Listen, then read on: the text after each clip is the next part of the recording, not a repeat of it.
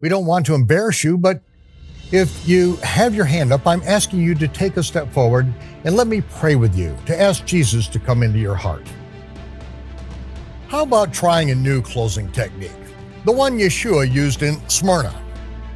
Raise your hand if you understand that you are going to be insulted, you will suffer, you'll probably end up broke, hungry, and homeless because of me. You will serve time in prison for no reason whatsoever. You're going to be tried in the fire of affliction, and your life will end before you see the fruit of your labors. But if you are faithful unto death, you will be rewarded with the crown of eternal life.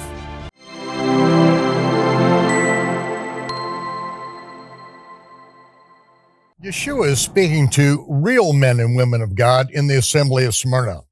He doesn't have to coddle them. He began by saying that he is the one who was once dead, but is alive forevermore. The resurrection is the hope of the saints, and the hope of hearing, "Good job, well done, my faithful servant." Fear none of those things which thou shalt suffer. Behold, the devil shall cast some of you into prison that you may be tried, and you shall have tribulation 10 days. But be faithful unto death, and I will give you a crown of life. Yeshua told his disciples that if they wanted eternal treasures in the world to come, that they were to grab an execution stake and get in line behind him. He said, "The world hates me and is going to kill me. The world is going to hate and kill you as well. But be of good comfort. I will overcome and will rule this world."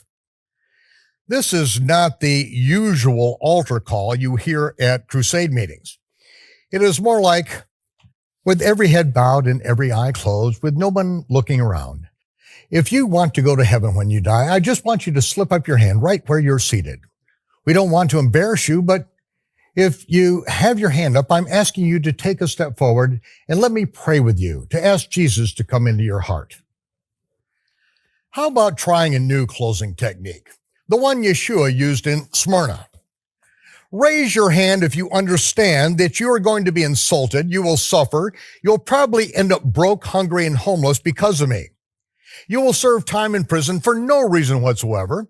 You're going to be tried in the fire of affliction, and your life will end before you see the fruit of your labors. But if you are faithful unto death, you will be rewarded with the crown of eternal life. Now that you know that you're not going to live a quiet, pain-free life, fear not. Grab an execution stake in the back of the sanctuary and drag it up to the front while no one's head is bowed and every eye is open to scrutinize and criticize your every move for the rest of your life. Every lukewarm Christian will be anxiously hoping to find something wrong with you so that they can feel better about themselves.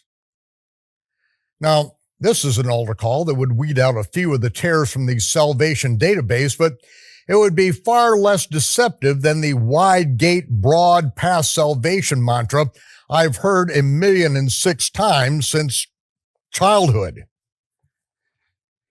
You shall have tribulation 10 days, but be faithful unto death, and I will give you a crown of life.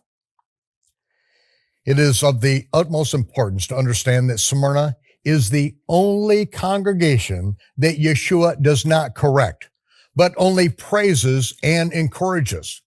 Why? They are in the heat of battle. They have endured insults, persecution, and are promised more suffering and false imprisonment at the hands of a corrupt government. The encouragement? Do not fear. Be faithful to death. I will reward you for eternity. But why does he say that they will only have tribulation 10 days? Again, the parable of Isaiah tells the story best. Fitches, kitzah, are not threshed with a heavy threshing instrument, neither is a cartwheel turned about upon cumin. But fitches are beaten out with a light staff, and the cumin with just a branch.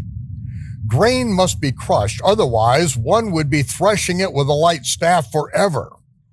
But even that is accomplished by the wheel of a cart, not under the hooves of horsemen.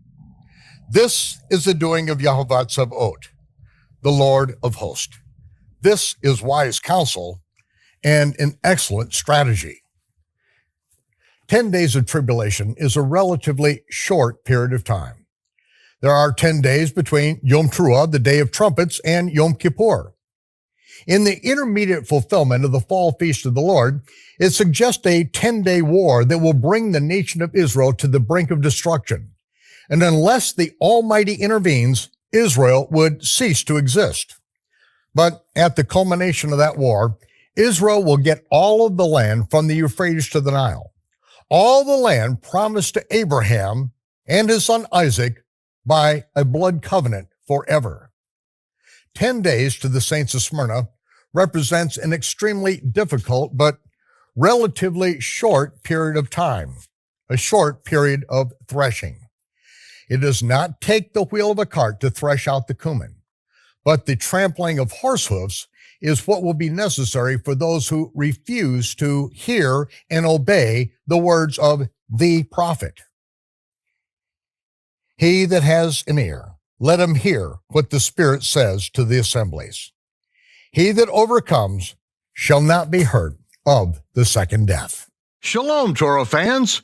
Give this video a thumbs up and share it with a friend. Tap the subscription button and the bell icon, and I promise to update weekly with in-depth biblical research. Be sure to download the new michaelrood.tv app for both mobile and home devices for even more commercial-free content.